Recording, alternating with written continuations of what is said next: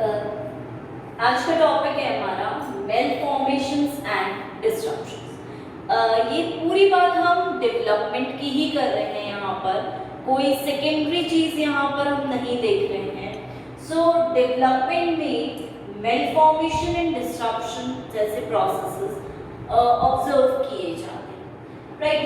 Malformation का meaning होता है कि जो ऑर्गन्स हैं या जो एम्ब्रियोजेनेसिस प्रोसेस है, उस प्रोसेस के टाइम पे जो फॉर्मेशन है डिफरेंट ऑर्गन्स का वो प्रॉपरली नहीं हो पा रहा है, तो उसे हम बोलेंगे मेलफॉर्मेशन, राइट। डिस्ट्रक्शन भी अनदर वे में वही कहलाएगा कि एबनॉर्मल डेवलपमेंट हो रहा है, right.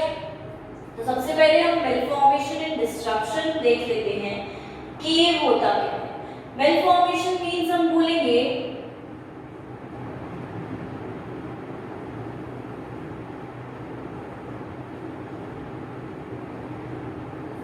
abnormality in development, right। Development process में चेंज आ जाता है। चेंज भी कैसा है? एबनॉर्मल चेंज, जो कि नॉर्मल नहीं है, उसमें मेलफॉर्मेशन आ गया। दैट मीन्स कुछ हद तक जो चीजें जैसे फॉर्म होनी चाहिए थी वैसे फॉर्म नहीं हुई, right. That means formation process जो है वहां पर चेंज हो रहा है। क्यों चेंज हो रहा है ये अब अभी देखेंगे, लेकिन फॉर्मेशन जो है, डेवलपमेंट जो है, उसमें एबनॉर्मलिटी है। तो जो स्ट्रक्चर्स होंगे, राइट, जो स्ट्रक्चर्स होंगे उनका फॉर्मेशन प्रॉपर नहीं होगा, ठीक है। तो इसे हम बोल सकते हैं इम्प्रॉपर टाइप का फॉर्मेशन होगा। डिफेक्ट्स देखने को मिलेंगे, राइट, डिफेक्ट्स मिलेंगे। तो इसको हम बोलते हैं कि डेवलपमेंट में डिस्ट्रप्शन हो रहा है, राइट। डिस्टर्ब हो गया डेवलपमेंट प्रोसेस, वहां पर चेंज हो गया। क्यों चेंज हुआ? बिकॉज डिफेक्ट्स हैं, स्ट्रक्चर्स इम्प्रॉपरली फॉर्म हो रहे हैं एंड एबनॉर्मलिटी विजिबल। अब हम बोलते हैं कि क्यों हो रहा है ऐसा एबनॉर्मल डेवलपमेंट, हमें क्यों देखने को मिल रहा है, क्या रीजन हो सकता है इसके पीछे। तो डेवलपमेंट में डिस्ट्रप्शन क्यों हो रहा है, इसके पीछे जस्ट रीजन है कि कुछ ऐसे फैक्टर्स होते हैं, या हम बोल सकते हैं फैक्टर्स, जीन्स, राइट, या फिर एनवायरनमेंट में प्रेजेंट केमिकल्स, ये सारे मिलकर डिस्ट्रप्शन को कॉज कर सकते हैं, right. So as a result हम लोग ये चीज बोल सकते हैं कि इनके कारण डिस्ट्रप्शन हो रहा है। तो इनको ऑल टोटल हम बोलते हैं कि दीज आर टेरिटोजेंस, राइट। ये क्या है? टेरिटोजेंस हैं जो कि डिस्ट्रप्शन कॉज कर रहे हैं। टेरिटोजेंस मीनिंग होता है कि जो ऐसे एजेंट्स या ऐसे फैक्टर्स जो कि डिस्ट्रप्शन को कॉज करते हैं, राइट, एबनॉर्मल डेवलपमेंट क्रिएट करते हैं, उन्हें हम टेरिटोजेंस कहते हैं। ये एजेंट्स कुछ भी हो सकते हैं, कोई भी केमिकल हो सकता है, कोई भी रेडिएशन हो सकता है, राइट। सो उन्हें हम टेरिटोजेंस कहते हैं। अब टेरिटोजेंस से जो प्रोसेस होता है उसको हम टेरिटोजेनेसिस भी कहते हैं, राइट। इस प्रोसेस को हम टेरिटोजेनेसिस भी नेम देते हैं। सो एज अ रिजल्ट हम यही बोलेंगे कि डिस्ट्रप्शंस हो रहे हैं, किसके कारण हो रहे हैं? टेरिटोजेंस के कारण हो रहे हैं। तो यहाँ पर हम मेलफॉर्मेशन एंड डिस्ट्रप्शन दोनों को डिस्कस करेंगे कि कैसे डिस्ट्रप्शंस होते हैं और क्यों होते हैं, इन सारे फैक्टर्स को भी कंसिडर एक बार हम करते हैं, राइट। अब नॉर्मली हम बात करते हैं, वी हमने नॉर्मल इंट्रोडक्शन वे में देखा कि क्या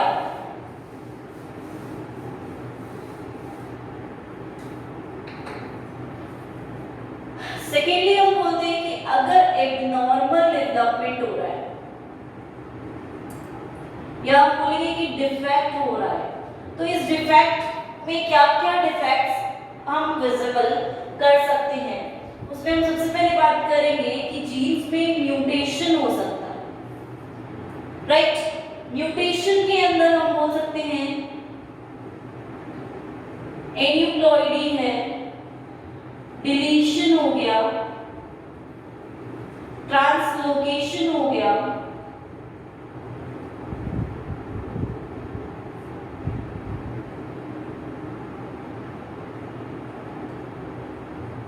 एडिशन हो गया, ट्रांसवर्जन हो गया,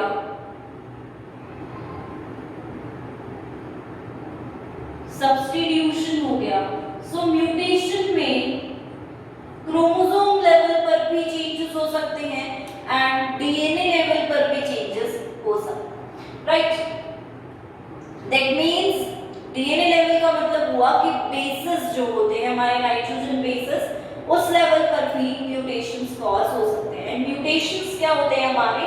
जस्ट सडन चेंजेस जो जीन में हो रहे हैं, जो हमारे जेनेटिक मटेरियल में प्रेजेंट है और उसे चेंज कर देते हैं, राइट। और उस चेंज के कारण एबनॉर्मल डेवलपमेंट ऑब्जर्व किया जा सकता है। सेकेंडली, म्यूटेशंस के अलावा हम बोलते हैं कि कुछ जीन्स भी रिस्पॉन्सिबल रहते हैं, राइट। जैसे हम बोलेंगे कि एक कंडीशन हमें देखने को मिलती है, उसे हम बोलते हैं एनइरिडिया, राइट। इसमें क्या होता है?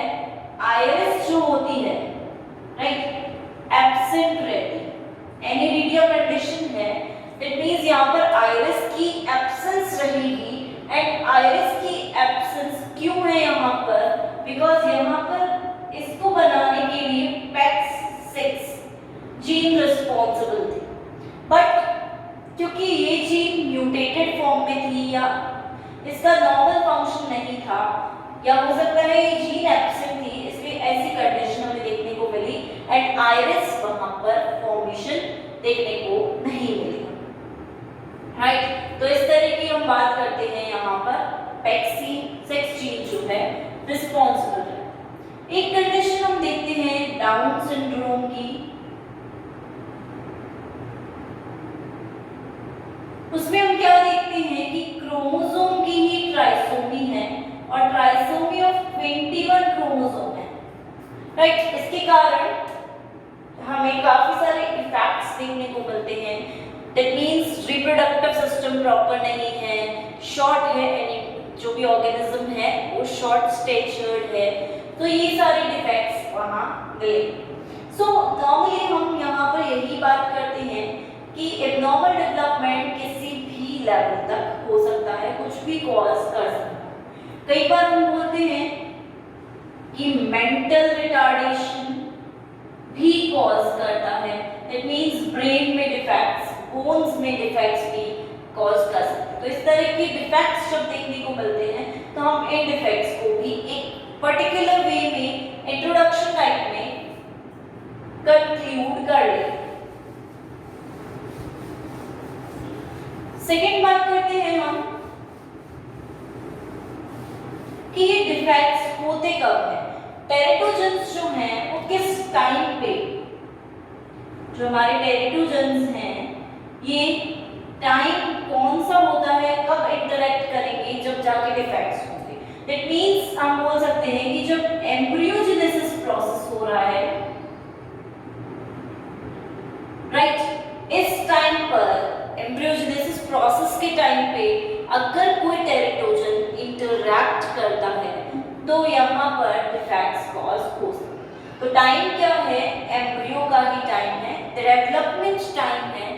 इस टाइम पे इंटरेक्शन नहीं होना चाहिए टेरिटोजन्स के साथ, राइट। इसीलिए हम बोलते हैं कि जो प्रेग्नेंट वुमेन्स होती हैं उन्हें प्रॉपर डाइट दी जाती है ताकि टेरिटोजन्स उनसे काफी हद तक दूर रहें और फाइट कर सके उनकी बॉडी इनके अगेंस्ट। सेकेंडली हम बोलते हैं कि जब एम्ब्रियोजेनेसिस हो रहा है या फीटस का डेवलपमेंट हो रहा है, फीटल डेवलपमेंट हो रहा है, तो उस टाइम पे हम बात करते हैं कि 3 to 4 वीक्स टाइम में हार्ट का फॉर्मेशन होता है, राइट।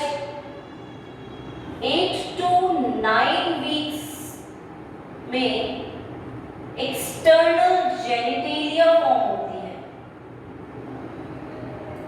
एंड बात करते हैं 3 वीक्स से एंड तक ब्रेन डेवलपमेंट ऑब्जर्व किया जाता है। दैट जस्ट मीन्स कि 3 to 4 वीक्स में हार्ट फॉर्मेशन हो रहा है, तो इस टाइम पे कोई टेरिटोजन इंटरेक्ट करेगा तो हार्ट फॉर्मेशन में फेलियर हो सकता है, राइट। कुछ भी पार्ट है उसमें फेलियर देखने को मिल सकता है या फॉर्मेशन डिफेक्ट एब्नॉर्मलिटीज ऑब्जर्व की जा सकती है।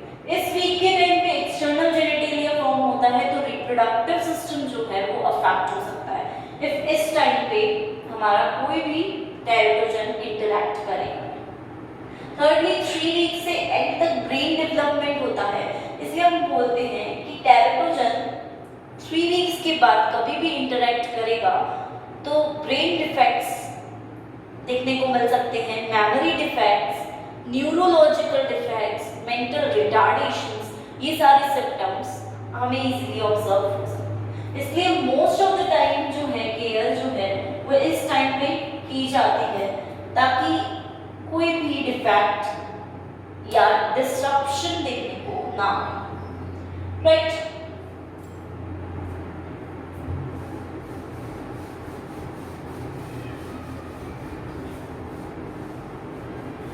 सेकेंडली,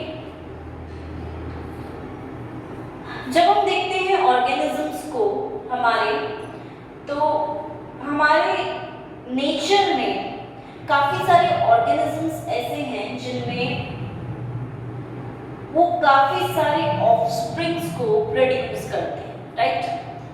दैट मीन्स सिर्फ एक ऑफस्प्रिंग प्रोड्यूस नहीं किया जाता है, काफी सारे यंग वंस को प्रोड्यूस किया जाता है, बिकॉज हम ये मान के चलते हैं कि हो सकता है किसी भी एक स्टेज में जाकर मेलफॉर्मेशन हो जाए और मेलफॉर्मेशन के कारण जो यंग वन बॉर्न हुआ है उसमें डिफेक्ट है, राइट। और उसमें डिफेक्ट होगा तो उसका सर्वाइवल रेट जो है वो काफी हद तक रिड्यूस हो जाता है, राइट।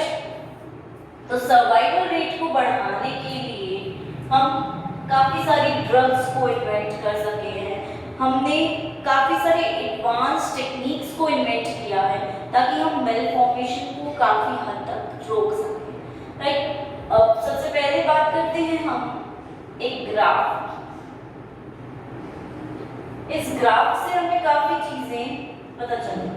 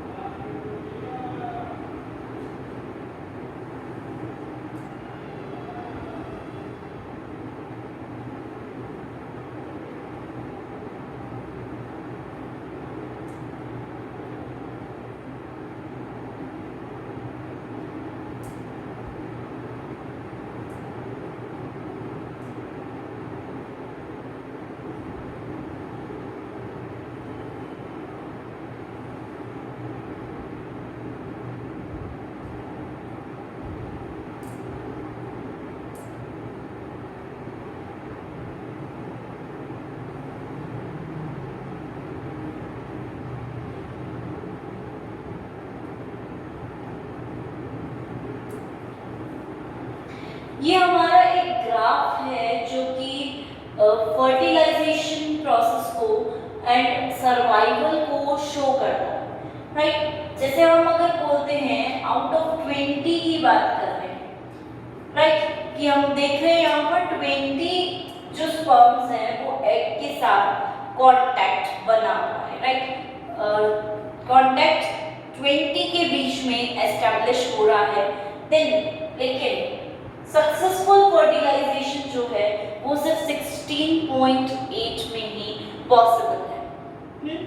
लेकिन नेक्स्ट हम बात करेंगे कि फर्टिलाइजेशन तो चलो इतने में हो गया, लेकिन सक्सेसफुल इम्प्लांटेशन यूटेरस के अंदर जाके ब्लास्टोसिस्ट जो होती है वो जाके इम्प्लांट हो रही है, वो सिर्फ 13.8 चांसेस ही दिख रहे हैं।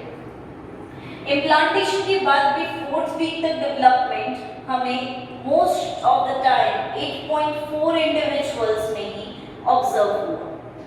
8th वीक तक 7 इंडिविजुअल्स में ही ये चीज ऑब्जर्व की गई कि डेवलपमेंट हो रहा है, right. And lastly fetal development 6.2% में ही देखा गया। अप्रोक्सीमेटली हम यहाँ मान के चल रहे हैं कि 50% से भी काफी कम है। सक्सेस रेट जो है डेवलपमेंट की वो काफी कम है, अप्रोक्स 40 या 30 to 40% के बीच में ही कहीं ये रह जाता है।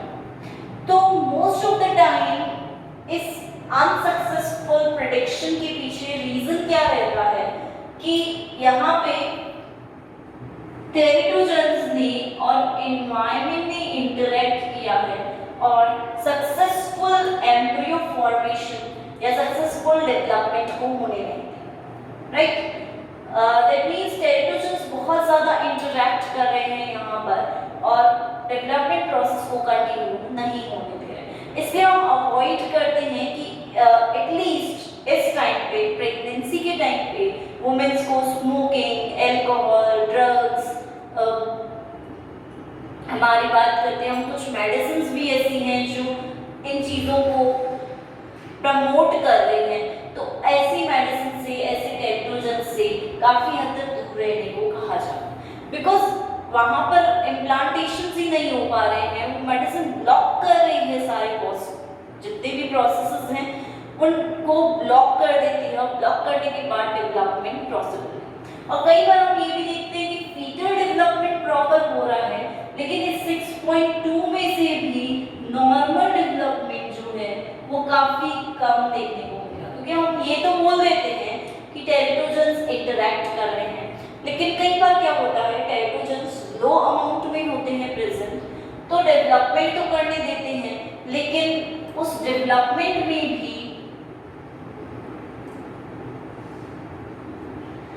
मेलफॉर्मेशंस देखने को मिल जाते हैं कि जो बॉडी है उसमें चेंजेस पॉसिबल है, राइट। तो इस तरह से हम बात करते हैं कि मेलफॉर्मेशन एंड डिस्ट्रप्शंस हमारे यहाँ पर देखे जाते हैं। इनके कुछ एग्जांपल्स लेते हैं हम, तो हमें चीज़ें और ज़्यादा क्लियर हो जाएगी कि मेलफॉर्मेशन एंड डिस्ट्रप्शंस कैसे हो रहे हैं। फर्स्ट एग्जाम्पल की हम बात करते हैं, हमारा एक कैबेज और शिप का एग्जाम्पल है। स्कंक कैबेज है, राइट। इसको हम नाम देते हैं कैलिफोर्निकम।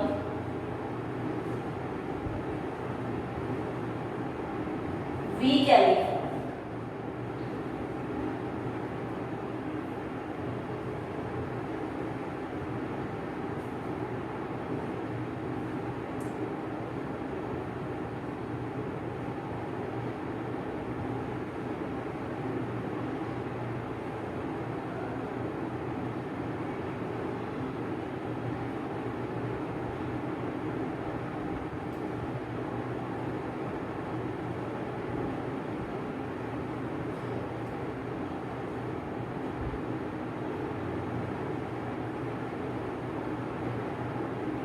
राइट। एक स्कंक कैबेज है वर्निया कैलिफोर्निकम के नेम से। इसके अंदर जर्माइन एंड साइक्लोबेमाइन जैसे केमिकल्स प्रेजेंट हैं, राइट। अब हम बात करते हैं ये शीप जो है ये इसे नॉर्मली खा लेती है। ठीक है, ये वाला एग्जाम्पल हमने देखा था माउंटेन रेंज में, रॉकी माउंटेन्स पर।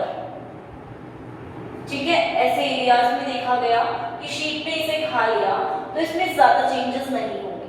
लेकिन वही शीप अगर प्रेग्नेंट शीप है और इस टाइम एज पर इसने इस कैबेज को खा लिया है तो इसमें क्या प्रेजेंट है, जर्वाइन एंड साइक्लोपेमाइन नाम के केमिकल्स हैं।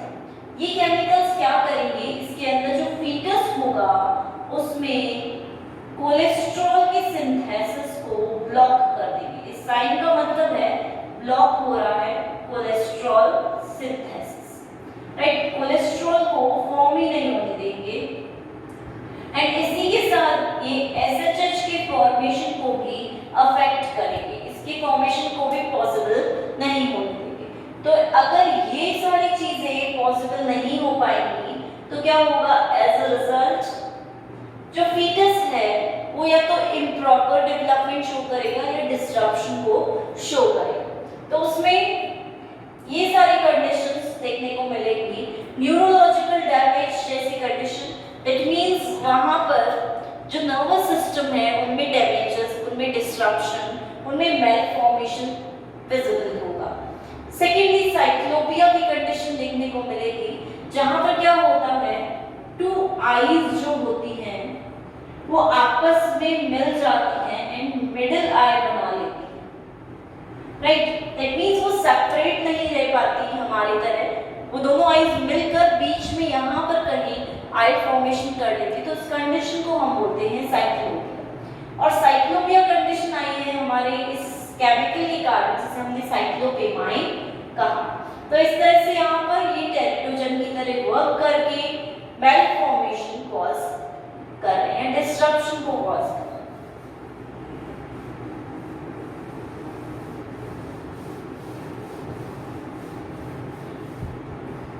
तो जो भी बेबी बॉर्न होगा शीप में, यू का जो बेबी होगा वो इस तरह के डैमेजेस के साथ ही बॉर्न होगा।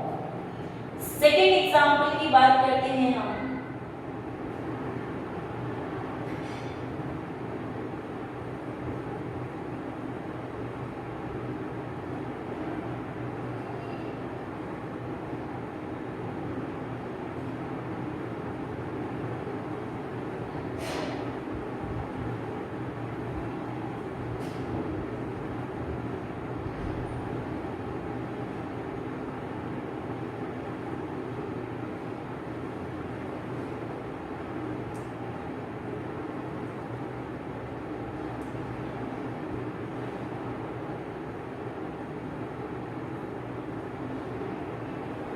क्विनाइन एंड अल्कोहल आता है, ये भी एक प्रकार का क्या है हमारे यहाँ पे टेरिटोजन की तरह। अगर प्रेग्नेंट वुमेन क्विनाइन को इनटेक करती हैं, ठीक है, एक तरह की ड्रग को इनटेक करती हैं, तो ऑर्गेनिज्म जो है उसमें डेफनेस के फीचर्स देखे जाते हैं। जो बॉर्न होगा उसको सुनाई कम देगा, राइट। ईयर प्रॉब्लम्स जो होगी, सेंस प्रॉब्लम जो है वो वहां पर विजिबल रहेगी। वहीं अगर अल्कोहल इनटेक होता है इस टाइम पे, एक लिमिट होती है अल्कोहल की भी, वो अगर इनटेक होता है तो फिजिकल एंड मेंटल रिटार्डेशंस देखने को मिलते हैं प्रॉपर जो एम्ब्रियो है उसके अंदर।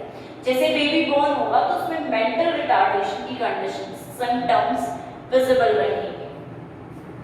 थर्डली हम बात करते हैं हमारे निकोटीन एंड कैफीन। वैसे तो हम बोलते हैं कि ये भी एक तरह से टेरिटोजन्स हैं, बट ये एज सच कोई डिफेक्ट्स कॉज करते हैं ये चीज हमने देखी नहीं, राइट। लेकिन कई बार एम्ब्रियोजेनेसिस के टाइम या एम्ब्रियो फॉर्मेशन के टाइम पे ये एम्ब्रियो के साथ इंटरेक्ट करके उसकी ग्रोथ को स्लो डाउन कर सकते हैं, ठीक है। डिफेक्ट्स वैसे विजिबल नहीं हुए इनके कारण, लेकिन एम्ब्रियो की ग्रोथ को स्लो डाउन करने का वर्क ये रोल प्ले कर सकते हैं। तो कुछ ना कुछ इंटरेक्शन इनका भी रहता ही है, निकोटीन एंड कैफीन का।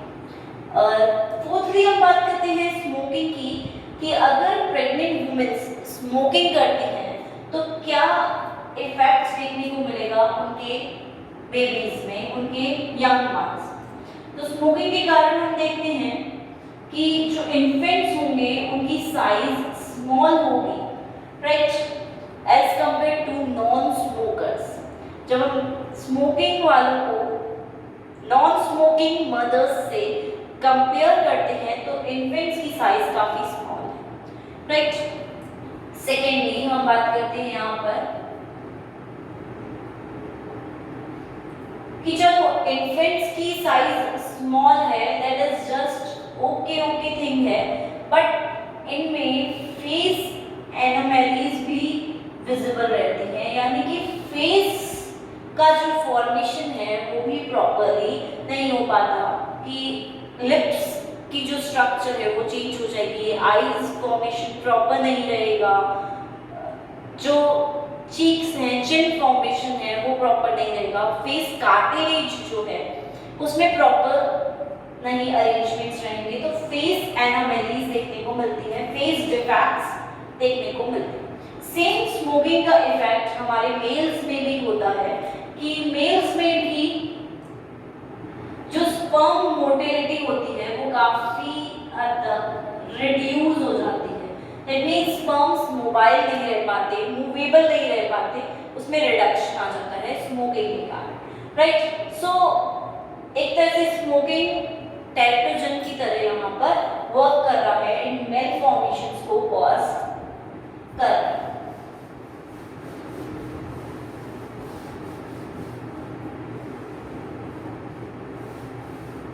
नेक्स्ट एग्जाम्पल की हम बात करते हैं पेस्टिसाइड्स की या ऑर्गेनिक मरकरी की।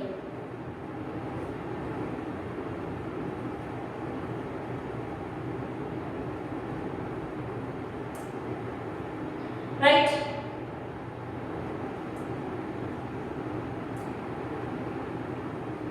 इनमें हमें न्यूरोलॉजिकल और बिहेवियरल डिफेक्ट्स विजिबल रहते हैं।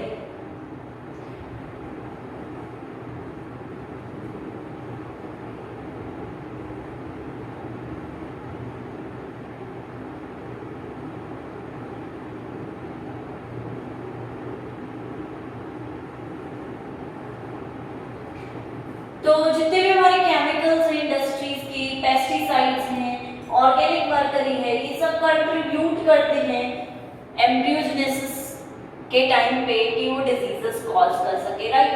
That means neurological nervous system defects observe हो सकते हैं एम्ब्रियो में, एंड सेकेंडली बिहेवियरल डिफेक्ट्स की बिहेवियर काफी चेंज हमें देखने को मिल रहा है, जैसा बिहेवियर होना चाहिए, जैसा उसे बोलना चाहिए वैसा वो स्पीक नहीं कर पा रहा है, जैसा उसे चलना चाहिए वैसे वो चल नहीं पा रहा है। सो इस तरह से ये डिफेक्ट्स विजिबल रहते हैं। वेल्प्रोइक एसिड एक बहुत कॉमन एसिड हम बोलते हैं कि प्रेग्नेंट वुमेन्स को दिया जाता है और हमारी कॉमन मेडिसिन के अंदर इसका केमिकल यूज है, बट इस एसिड के कारण भी बोन डिफेक्ट्स देखने को मिलते हैं। एक प्रेग्नेंट मदर को इस एसिड को अवॉइड किया जाता है कि ना इनटेक करें, बिकॉज बोन डिफेक्ट्स ऑब्जर्व किए जाते हैं।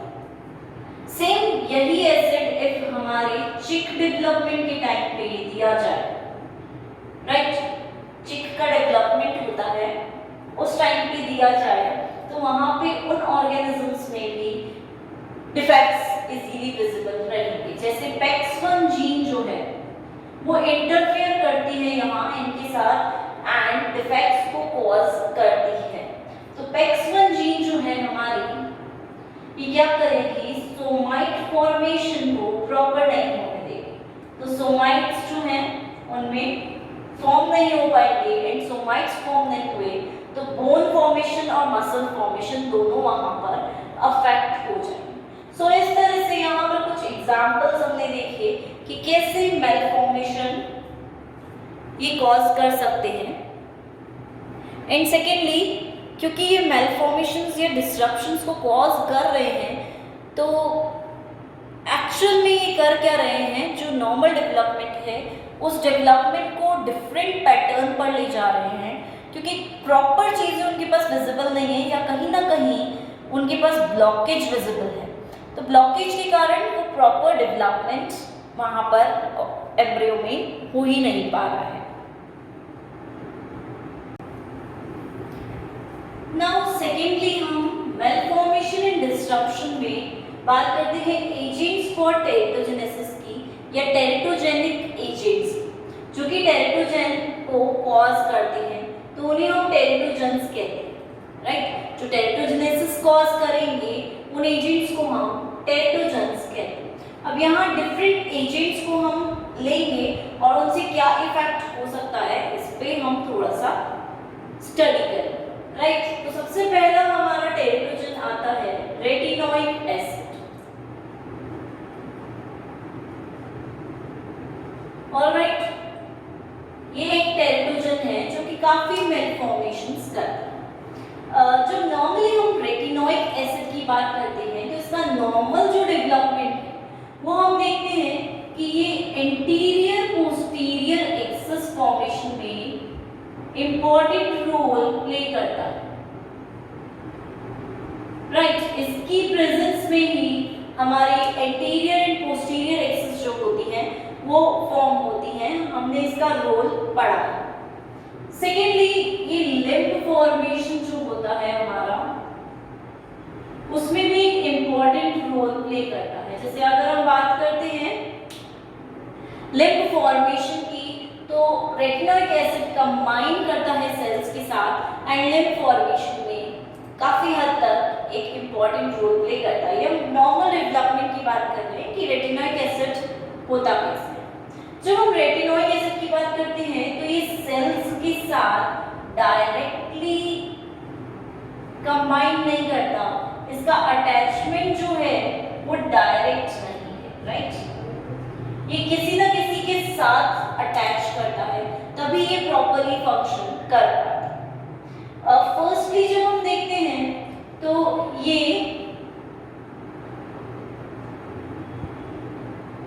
रेटिनोइक एसिड हमारे कुछ रिसेप्टर्स के साथ बाइंड करता है और ये रिसेप्टर्स हमारे ट्रांसक्रिप्शन फैक्टर्स की तरह वर्क करते हैं और प्रोसेस या डेवलपमेंट को कंटिन्यू करते हैं, right. That means retinoic acid हमारे रिसेप्टर्स के साथ कंबाइन हो रहा है एंड ये रिसेप्टर्स ट्रांसक्रिप्शन फैक्टर्स ही हैं, एक ट्रांसक्रिप्शन फैक्टर की तरह ही वर्क कर रहे हैं एंड उसकी तरह वर्क करके प्रॉपर डेवलपमेंट कंडक्ट करते हैं। तो ये रिसेप्टर्स हमारे कहलाते हैं RARs, जिन्हें हम बोलते हैं रेटिनोइक एसिड रिसेप्टर्स, राइट। अब जब हम RARs की बात करते हैं तो ये RARs हमारी बॉडी में हमें 3 टाइप से मिल सकते हैं। 3 टाइप के RARs हमें देखने को मिलते हैं, RAR alpha, RAR beta and RAR gamma. That means retinoic acid receptor alpha, retinoic acid receptor beta and retinoic acid receptor gamma, right. Secondly जो हमारी यहाँ पे बात आती है वो ये भी आती है कि रेटिनोइक एसिड जो है हमारा वो काफी स्मॉल एरिया में वर्क करता है। दैट मींस कुछ सेल्स पे ही ये वर्क करता है, ऐसा नहीं कि ये सारे सेल्स पर वर्क कर जाए। तो स्मॉल एरिया है प्लस इसी के साथ डिस्क्रीट सेल्स पर भी इसका वर्क है। दैट मींस ऐसा नहीं है कि बहुत सारे सेल्स एक साथ यूनाइटेड हैं और फिर ये वर्क कर रहे हैं, राइट। डिस्क्रीट सेल अलग अलग जगह पर, अलग अलग प्लेस पर जो सेल्स प्रेजेंट हैं वहां पर इसका वर्क इजीली रहता है, राइट। और जब ये हम बोलेंगे कि ये acid retinoic acid high concentration में प्रेजेंट रहता है, राइट। हाई कंसंट्रेशन में अगर ये एसिड प्रेजेंट रहता है तो ये इजीली सेल्स को इंस्ट्रक्ट कर सकता है टू परफॉर्म सम फंक्शन, कि ये सेल्स कुछ फंक्शन को परफॉर्म कर सकते। सेकेंडली हम बोलते हैं कि जो ये RARs का कॉम्बिनेशन है, ये जो रिसेप्टर्स हैं, ये रिसेप्टर जस्ट लाइक हमारे स्टीरॉइड और थायराइड रिसेप्टर्स होते हैं, उनकी तरह ही वर्क करते हैं। जैसे हमने थायराइड रिसेप्टर का वर्क पढ़ा था मेटामॉर्फोसिस में कि किस तरह से मेटामॉर्फोसिस में ये हेल्प कर रहे थे रिसेप्टर्स, थायराइड इस पे बाइंड हो रहा था। हमने मेटामॉर्फोसिस क्लाइमेक्स भी देखा था, तो 3 डायग्राम्स बनाए थे, प्री मेटामॉर्फोसिस के, मेटामॉर्फोसिस के एंड क्लाइमेक्स वाले। तो उनमें हमने देखा था थायराइड रिसेप्टर्स का जैसे रोल रहता है, सेम वैसा ही रोल रेटिनोइक एसिड रिसेप्टर्स का भी रहता है, राइट। उसी तरह से ये वर्क करते हैं। सेकेंडली हम बात करते हैं यहाँ पर कि vitamin A and 13 cis retinoic acid जो होते हैं ये हमारे आइसोमर्स की तरह होते हैं रेटिनोइक एसिड के, राइट। ये दोनों रेटिनोइक एसिड के आइसोमर्स की तरह होते हैं और किनसे मिलते जुलते होते हैं, हमारे trans retinoic acid and 9 cis retinoic acid से इनकी संरचना, इनकी स्ट्रक्चर मिलते जुलते से दिखते हैं, ठीक है। जब हम रेटिनोइक एसिड की बात करते हैं तो ये हमारे सिस्टिक एक्ने को ट्रीट करते हैं, राइट। उनके ट्रीटमेंट में रेटिनोइक एसिड एक इंपॉर्टेंट रोल प्ले इजीली कर सकते हैं। सेकेंडली इफ हम बोले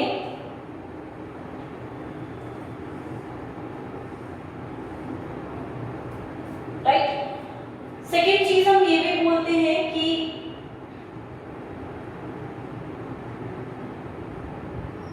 हॉक्स चेन्स जो होते हैं हमारे, वहां पर retinoic acid response elements present रहते हैं प्रमोटर रीजन में, राइट। और एक हमारा होता है GGTCA, इस जीन की 2 कॉपीज प्रेजेंट रहती है, तो रेटिनोइक एसिड बहुत इजीली फंक्शन कर पाता है, राइट। अब हम जब रेटिनोइक एसिड के डिफेक्ट्स को देखते हैं, ठीक है, तो उनसे हमें कुछ डिफेक्ट्स देखने को मिलते हैं। वो डिफेक्ट्स ये हैं कि डिफेक्ट्स इन ईयर्स, और हम बोल सकते हैं लॉस ऑफ ईयर भी पॉसिबल है। सेकेंडली हम बोलेंगे कि जो क्लेफ्ट पैलेट है वो वाली पॉसिबिलिटी भी यहाँ ऑब्जर्व की जाती है। एओर्टिक आर्चेस डिफेक्ट भी ऑब्जर्व किया जाता है एंड इनकी हमें एब्सेंस भी दिख सकती है, राइट। सेकेंडली हम बोलेंगे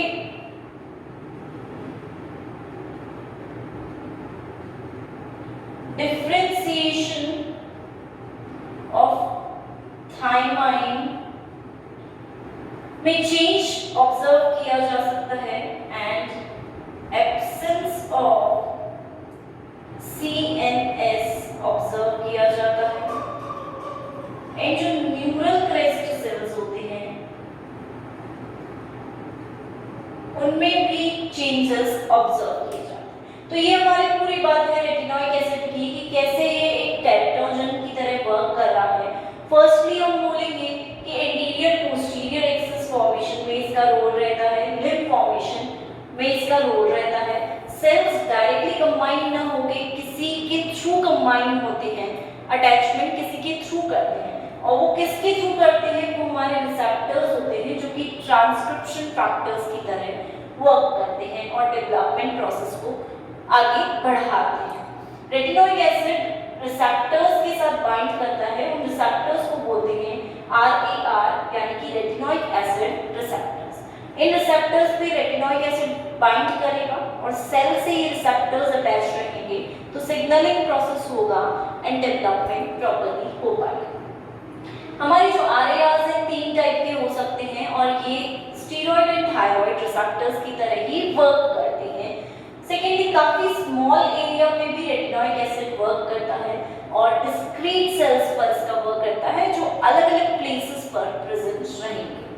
हाई कंसंट्रेशन में रेटिनोइक एसिड इजीली सेल्स को इंस्ट्रक्ट करके फंक्शन परफॉर्म इजीली कर पा सकता है, क्योंकि रिसेप्टर्स प्रेजेंट हैं, इनका कंसंट्रेशन जैसे ही हाई होगा रिसेप्टर इजीली उन्हें बाइंड कर ले और सिग्नलिंग प्रोसेस हो पाएगा। सेकेंडली हम बात करते हैं vitamin A and 13 cis retinoic acid जो हैं ये आइसोमर्स की तरह हैं, राइट, और trans retinoic acid and 9 cis retinoic acid की तरह परफॉर्म करते हैं।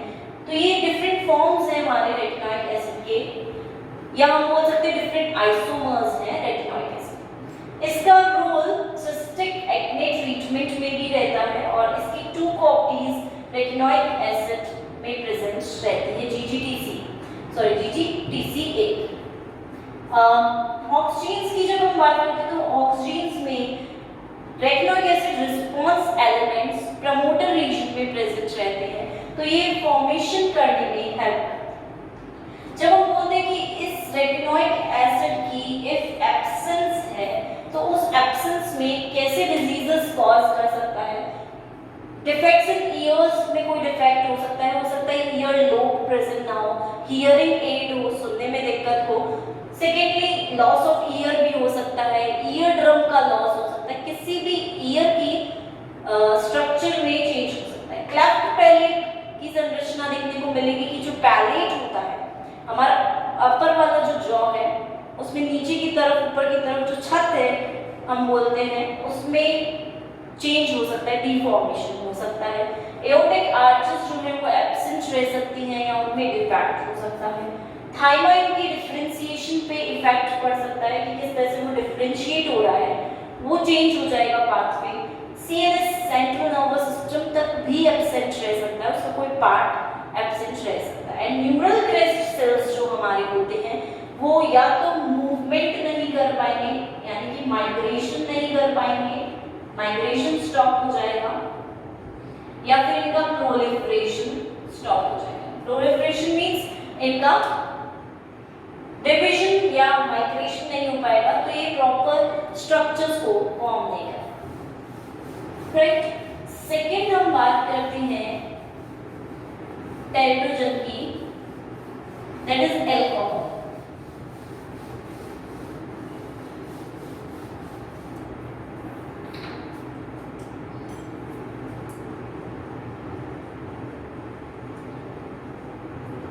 राइट, जब हम अल्कोहल की बात करते हैं तो अल्कोहल में सबसे खतरनाक जो होता है वो इथेनॉल फॉर्म होता है एंड इस फॉर्म की वजह से काफी सारे डिफेक्ट्स ऑब्जर्व किए जाते हैं। नेक्स्ट हम बोलते हैं एक डिजीज होता है, सिंड्रोम होता है FAS, जिसे हम बोलते हैं फीटल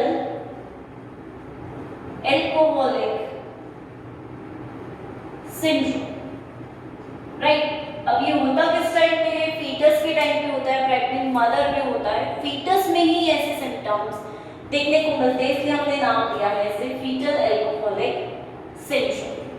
नेक्स्ट हम बात करते हैं कि हम मान के चलते हैं 1 out of every 500 to 750 persons in US में मेंटली रिटार्डेड रहते हैं, राइट। मेंटल रिटार्डेशन देखने को मिलती है एंड हम मान के चलते हैं इनका IQ लेवल जो है 68 के अराउंड रहता है। Alright, that means alcohol consumption जो है वो काफी हद तक हमारे टेरिटोजन्स की तरह ही एक केमिकल की तरह ही वहां पर प्रोसेसेस को, नॉर्मल डेवलपमेंट को नहीं होने दे रही है। नेक्स्ट हम बात करते हैं यहाँ पर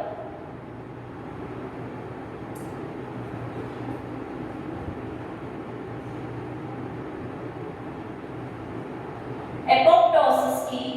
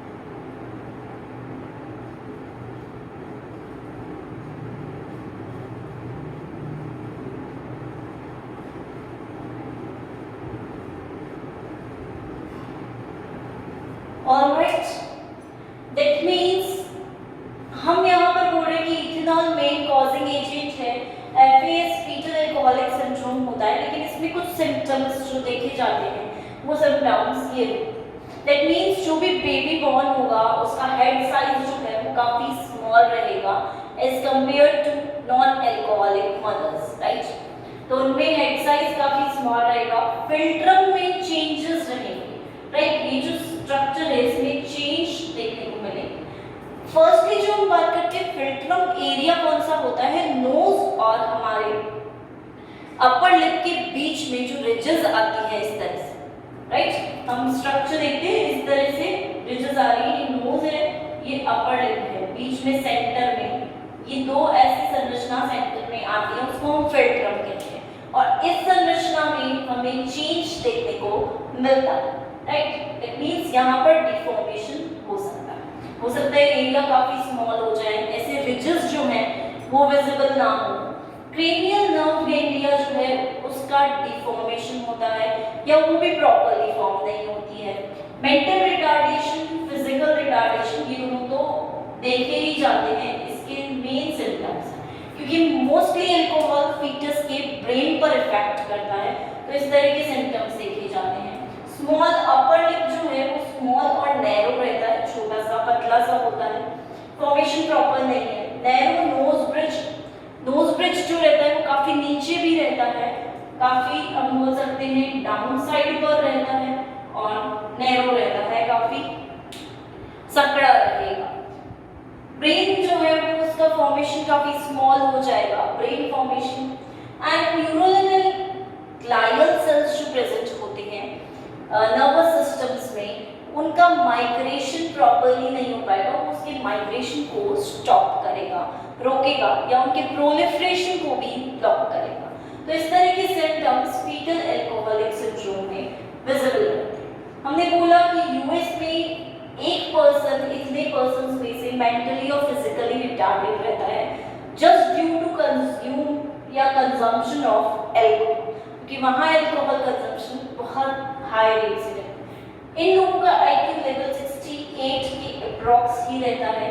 एंड जब हम बात करते हैं अल्कोहल की, तो अल्कोहल का एक साइड इफेक्ट ये भी है कि नॉर्मली जब एम्ब्रियोजेनेसिस होता है, हमने स्टडी किया था कि एपोप्टोसिस प्रोसेस वहाँ पर रहता है, एपोप्टोसिस होता है, लेकिन अल्कोहल जब इंटरेक्ट कर जाता है इन टिश्यूज के साथ तो एपोप्टोसिस को इंक्रीज कर देता है, ठीक है, सेल डेथ को इंक्रीज कर देता है, जिसके कारण हम कई बार देखते हैं कि फोरब्रेन जो है इस स्ट्रक्चर का भी एपोप्टोसिस हो सकता है। Frontonasal that means facial structure जो है उनका भी, उनमें से भी किसी एक स्ट्रक्चर का एपोप्टोसिस हो सकता है। क्रेनियल नर्व गैंग्लिया जो है उसमें भी एपोप्टोसिस हो सकता है, क्योंकि एपोप्टोसिस की एक्टिविटी को ये क्या कर रहा है, इसके साथ इंटरफेयर करके इंक्रीज कर रहा है, राइट। सेकेंडली इसका एक रोल ये भी रहता है कि सेल एडहेशन मॉलिक्यूल्स प्रेजेंट रहते हैं जो एक दूसरे को बाइंड करते हैं, ठीक है। और L1 ऐसा एक इम्पॉर्टेंट मॉलिक्यूल है जो कि बाइंडिंग में सेल्स की इम्पॉर्टेंट रोल प्ले करता है।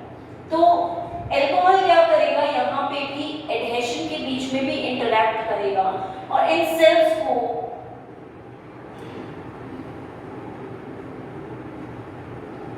एक दूसरे से अपार्ट कर देगा, दूर कर देगा।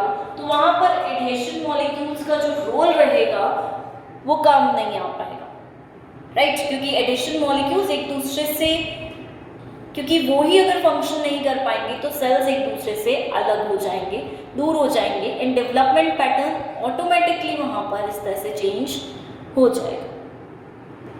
सो ये हमारे सेल एडहेशन मॉलिक्यूल्स पे इथेनॉल जो होता है वो फंक्शन करके सेल्स को टाइटली बाइंड नहीं रहने देता एक साथ टुगेदर, राइट। सो इस तरह से इथेनॉल काफी हार्मफुल है हमारा।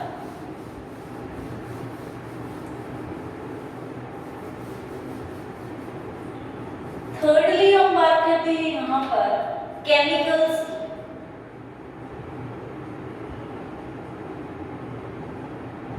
राइट, केमिकल्स भी टेरिटोजेंस की तरह होते हैं। अब जब हम केमिकल्स की बात करते हैं तो ऑलमोस्ट हम मान के चलते हैं 15,000 या थाउजेंड्स ऑफ केमिकल्स इंडस्ट्री के द्वारा प्रोड्यूस किए जाते हैं। ठीक है, काफ़ी सारी इंडस्ट्रीज हैं जो केमिकल्स को प्रोड्यूस करती है और ये एक नेसेसिटी है हमारी लाइवलीहुड के लिए। ठीक है, हमें प्रोटेक्ट करने के लिए, हमारी लाइफ सर्वाइवल को बढ़ाने के लिए काफ़ी केमिकल्स बनाए जाते हैं। इनमें से काफ़ी सारे केमिकल्स ऐसे भी होते हैं जो बहुत ज़्यादा हार्मफुल रहते हैं, बट इंडस्ट्रीज का क्या रहता है, एट ऑल कॉस्ट, राइट। चाहे किसी के लिए हार्मफुल भी हो तो भी इंडस्ट्रीज हर कॉस्ट को देके भी इन केमिकल्स को बनाती है, क्योंकि उन्हें जस्ट क्या चाहिए, मनी। ठीक है, उन्हें अपना स्टैंडर्ड्स रेज करने हैं, तो इसलिए केमिकल्स काफ़ी ज़्यादा मैन-मेड केमिकल्स भी बहुत सारे बनाए जाते हैं इंडस्ट्रीज के कारण। और कुछ केमिकल्स ऐसे भी होते हैं जो बनाए इसलिए जाते हैं कि वो बेनिफिशियल रहेंगे, बट एट लास्ट वो हार्मफुल साबित हो जाते हैं। तो इस तरह से केमिकल्स का प्रोडक्शन काफ़ी ज़्यादा हाई है। और इन केमिकल्स की जब हम बात करते हैं तो ये इंटरफेयर करते हैं हमारे एम्ब्रियोजेनेसिस के टाइम पे। ठीक है, एंड नॉर्मली ये क्या करेंगे, डेवलपमेंट को स्टॉप करेंगे या सीज करेंगे या एब्नॉर्मलिटीज को कॉज करेंगे, राइट। केमिकल्स अब पॉल्यूशन के फॉर्म में भी हो सकते हैं, क्योंकि पॉल्यूटेंट्स में भी हमारे बहुत सारे केमिकल्स प्रेजेंट रहते हैं, राइट। तो पॉल्यूशन के अकॉर्डिंगली भी केमिकल्स इंटरेक्ट कर सकते हैं वहाँ एम्ब्रियोजेनेसिस में। सेकेंड, केमिकल्स, इंडस्ट्रियल केमिकल्स जो हैं वो भी इंटरेक्ट कर सकते हैं, सो मिलकर ये एम्ब्रियोजेनेसिस को चेंज करते हैं, डेवलपमेंट को चेंज करते हैं, मेंटल रिटार्डेशन को कॉज इजीली कर सकते हैं। नेक्स्ट हम बात करते हैं, जो केमिकल्स हैं ये कुछ मेटल्स के फॉर्म में भी प्रेजेंट रह सकते हैं, जैसे हम बात करते हैं जिंक, मरकरी, इन सब की। तो ये भी कई बार अगर ज़्यादा अमाउंट में लिए जाएं तो ये भी डेवलपमेंट को डिस्टर्ब करने की पूरी कैपेसिटी रखते हैं। सेकेंडली हम बात करते हैं कि ये जो हमारे केमिकल्स हैं ये क्रोमोसोमल ब्रेकेज करवाते हैं, राइट। हमारी जो एम्ब्रियोजेनेसिस प्रोसेस है वहाँ पे जो क्रोमोसोम्स फॉर्मेशन हो रहे हैं उनमें ब्रेकेज करवाएंगे। अगर क्रोमोसोम ब्रेक हो जाता है तो जीन फॉर्मेशन प्रॉपर नहीं रह पाएगा and automatically malformations create होंगे। सो इस तरह के केमिकल्स डेवलपमेंट को इंटरफेयर करके डेवलपमेंट पैटर्न चेंज करते हैं। नेक्स्ट हम बोलते हैं कि स्क्रीनिंग करवाई जाती है, right. Most of the time हम ऑब्जर्व करते हैं कि स्क्रीनिंग करवाई जाती है जो बेबी बॉर्न हो रहा है, एम्ब्रियो है, फीटस है उसकी, ताकि काफ़ी हद तक हम इन चीज़ों को ऑब्जर्व कर लें और उस केमिकल से ट्रीट कर सकें उसको, ताकि क्रोमोसोमल ब्रेकेज ना हो, कोई डेथ वाले सिम्टम्स हमें ऑब्जर्व ना हो। तो इस तरह से हमारे काफ़ी सारे केमिकल्स जो हैं वो टेरिटोजेंस की तरह वर्क करके इंटरफेयर करते हैं, राइट। नेक्स्ट हम बात करते हैं फोर्थली आयनाइजिंग रेडिएशंस की।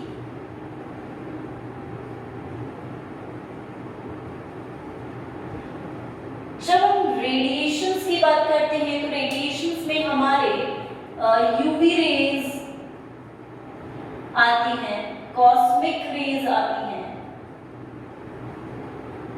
एक्स-रेज आती हैं, ठीक है, इस तरह की रेज आती है।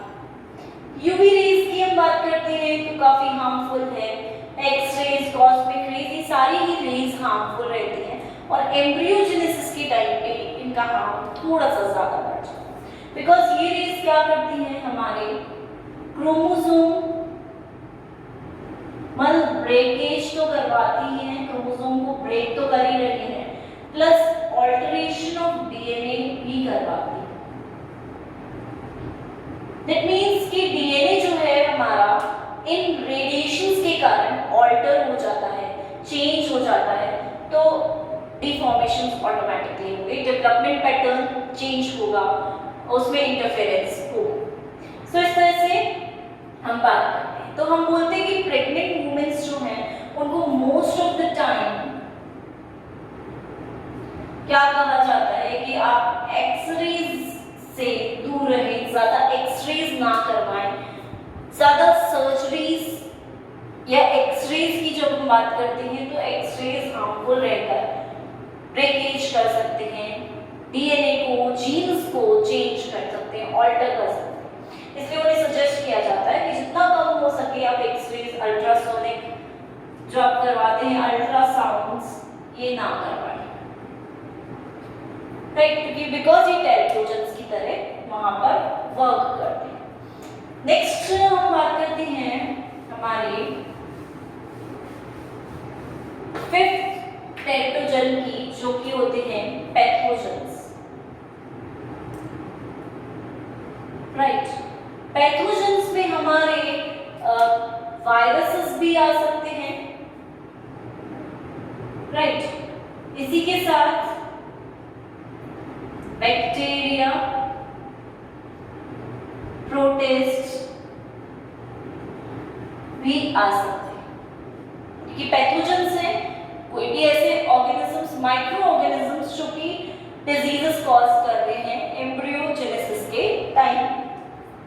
नॉर्मली हम बोल के चलते हैं वायरसेस जो है वो डेवलपमेंट को बहुत ज्यादा डिस्टर्ब करती हैं, लेकिन बैक्टीरिया जो है ये टेरिटोजेनेसिस काफी कम करेंगे, राइट, एब्नॉर्मल डेवलपमेंट को काफी कम करेंगे, फिर भी ये एम्ब्रियो डैमेज कर सकते हैं, ठीक है। इनके पास फिर भी पावर है कि ये एम्ब्रियो को डैमेज कर दे। सो इनसे भी हमें कई हद तक प्रोटेक्टेड रहना जरूरी है एज अ प्रेग्नेंट मदर या एज अ प्रेग्नेंट फीमेल जो कंसेप्शन की तरफ है, उसे इन पैथोजेंस से दूर रहना थोड़ा सा नेसेसिटी हो जाता है, राइट। अब हम बात करते हैं यूएस की, तो वहां हमने देखा 20,000 to 30,000 इतने ज्यादा केसेस वहां देखने को मिलते हैं। 20,000 fetal deaths,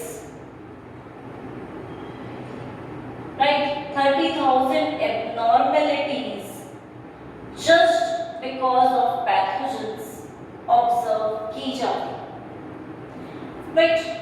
सो इस तरह के जो हमारे पास डेटा आते हैं ये हमें काफी ज्यादा शॉक कर देते हैं कि इतना ज्यादा रेट है डिस्ट्रप्शन का, डेवलपमेंट को प्रॉपर डेवलपमेंट नहीं होने का। नेक्स्ट हम पैथोजेंस की ही बात करेंगे, तो यहाँ पर हम बोलते हैं रुबेला जो है हमारा, ये होता है 3rd ट्राइमेस्टर के अराउंड, एंड इसकी वजह से डिफरेंट सिम्टम्स देखने को मिल सकते हैं, लाइक जैसे आई कैटरेक्ट,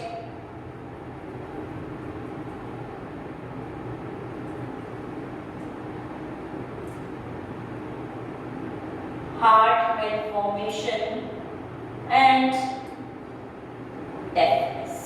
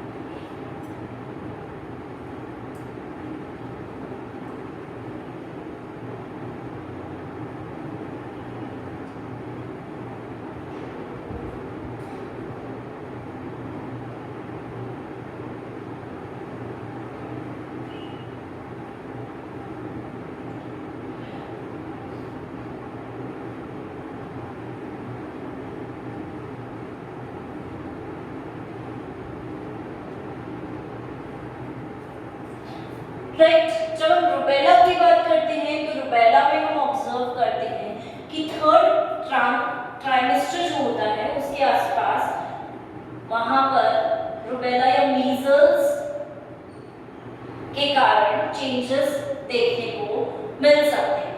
जब हम 1 to 6 इयर्स की बात करते हैं एज की, तो 1 to 6 इयर्स एज तक आई कैटरेक्ट, ठीक है, मोतियाबिंद जिसे हम कहते हैं, वाइट कवर आ जाता है आईज के लेंस के सामने, सो आई कैटरेक्ट के चांसेस ऑब्जर्व किए जाते हैं।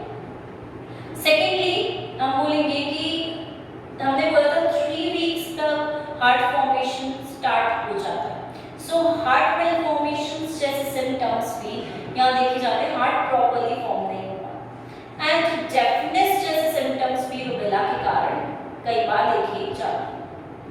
सेकेंडली हम बात करते हैं cytomegalovirus and herpes simplex virus. दोनों ही क्या हैं? वायरसेस हैं। साइटोमेगालोवायरस काफी फेटल होता है, डेथ कॉज कर सकता है, बहुत ज्यादा सिम्टम्स इसमें देखे जाते हैं, राइट।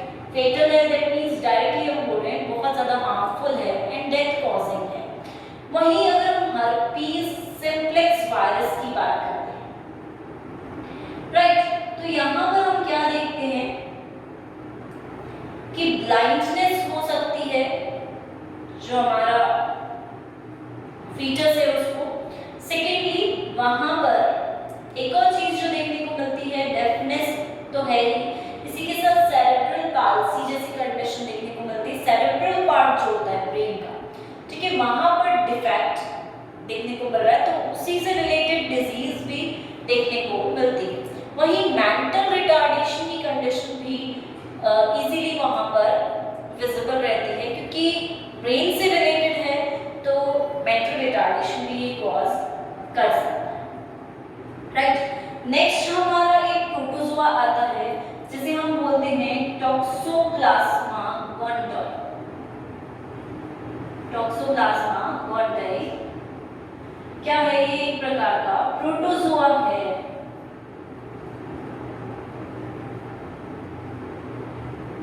राइट। इसके कारण आई डिफेक्ट, मेंटल रिटार्डेशन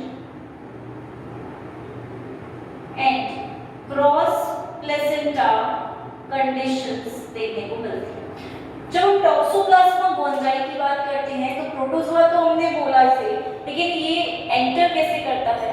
जो कैट्स एंड रैबिट्स होते हैं, उनके जो फीसेस होते हैं, उनके अंदर ये प्रेजेंट रहता है, ठीक है। उनके वेस्ट मटेरियल के थ्रू हमारे अंदर एंटर करता है, और जब ये एम्ब्रियोनिक स्टेज में पहुंचेगा तो ये क्या डिफेक्ट्स कॉज कर सकता है? आई डिफेक्ट्स को कॉज कर सकता है, राइट। मेंटल रिटार्डेशन को कॉज कर सकता है, that means brain defects cause करेगा, एंड क्रॉस प्लेसेंटा जैसे सिम्टम्स भी देखने को मिलेंगे, राइट।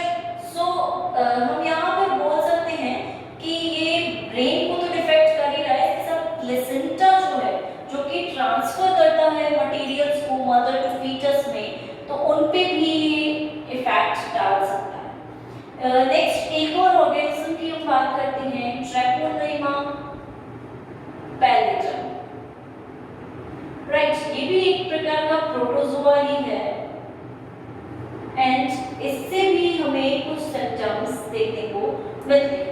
सबसे पहले इसमें बात करते हैं हम कि ये मेंटल रिटार्डेशन कॉज करता है, फीटस की डेथ भी कॉज कर सकता है, fetal death, right. Secondly eye defects को भी कॉज कर सकता है, कॉन्जेनाइटल डिजीजेस